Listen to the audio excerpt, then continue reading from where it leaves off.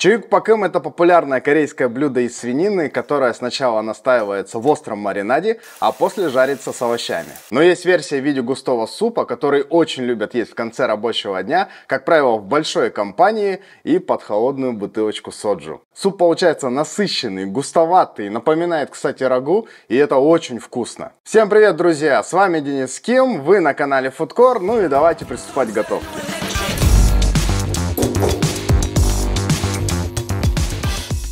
Итак, первым делом подготовим все ингредиенты. Начинаем с овощей.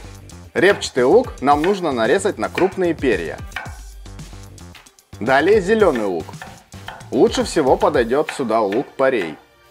Его мы будем добавлять в маринад.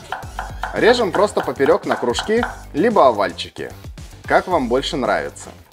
Картофель надо очистить от кожуры, хорошо промыть и теперь нарезать на крупные куски. В корейской кухне любят картофель, однако в Корее не принято нарезать его на мелкие кубики. Картофель в данном блюде будет впитывать в себя вкус супа, и от этого будет вкуснее. Теперь нам нужно нарезать кунжутные листья. Их еще называют листья перилы. Проще всего это сделать, свернув их в трубочку, а потом нарезать поперек соломкой. Если у вас нет листьев перилы, то замените их на обычные листья свежего салата. Ну и, наконец, мясо. Я взял крупный окорок весом в 650 граммов. Он сюда отлично подойдет. Нарезаем его не сильно мелко. Я предпочитаю нарезать его так же, как на чаюк-пакым, то есть на небольшой толщины пластины. Так оно лучше и быстрее маринуется. Теперь мясо надо замариновать. Перекладываем его в глубокую миску. Добавляем репчатый лук, зеленый лук, 1 либо 2 столовых ложки измельченного чеснока, половину столовой ложки измельченного имбиря, столовую ложку сахара, 5-6 столовых ложек соевого соуса, 5-6 столовых ложек красного молотого перца кочукару, 2 столовые ложки 6% рисового уксуса, 2 столовые ложки кунжутного масла, пару щепоток черного молотого перца. Теперь все хорошо и тщательно перемешайте. Лучше всего надеть перчатку и перемешать руками. Далее накройте пищевой пленкой, либо крышкой и уберите в холодильник минимум на полчаса, а лучше всего на 2 часа. В идеальном же варианте вообще на всю ночь. Итак, теперь берем большую глубокую сковороду, либо кастрюлю. Добавляем 3 столовые ложки растительного масла и выкладываем жариться мясо. Регулярно переворачивайте и помешивайте. Удобнее всего вначале это делать с помощью 2 лопаток. Когда мясо немного покроется корочкой, тогда уже можно справляться и 1 лопаткой. Жарим так 10 минут, регулярно помешивая.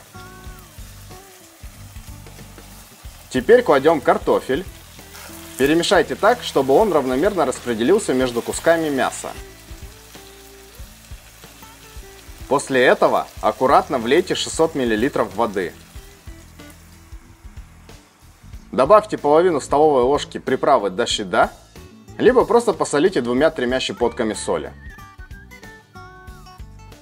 Как только закипит, убавьте огонь и варите так 20 минут на умеренном огне. За это время мясо успеет стать нежным, мягким, а картофель сварится. Проверить его на готовность легко. Просто попробуйте проткнуть картошку палочкой, либо ножом. Если легко протыкается, значит суп готов. Выключаем огонь.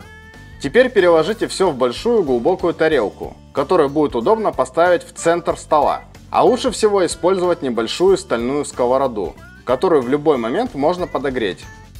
Сверху аккуратно выкладываем нарезанную зелень, поливаем немного кунжутным маслом, посыпаем семенами жареного кунжута и готово. Приятного вам аппетита!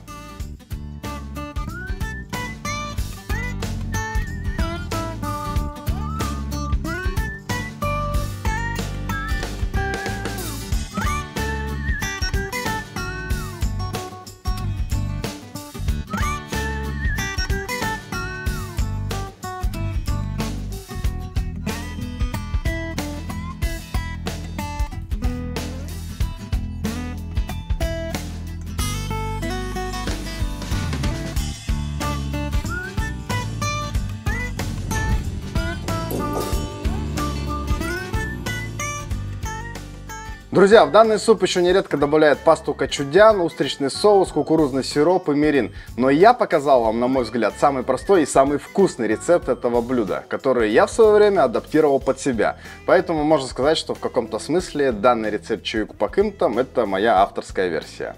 Однако вы можете смело экспериментировать с рецептом и открывать для себя новые вкусы. В этот суп можно добавить, кстати, грибы шиитаки, ринги, можно поменьше положить картошки и за 5 минут до конца добавить вымоченную в холодной воде крахмальную бататовую лапшу. Поверьте, будет тоже очень вкусно. Друзья, надеюсь, видео вам понравилось, и вы обязательно поддержите его лайком, а также в комментариях напишите свои впечатления. Ну и посмотрите обязательно другие мои ролики, я уверен, вы найдете много чего для себя интересного и вкусного. Ну а с вами, как обычно, был Денис Ким. Готовьте всегда с удовольствием. Ну и всем пока.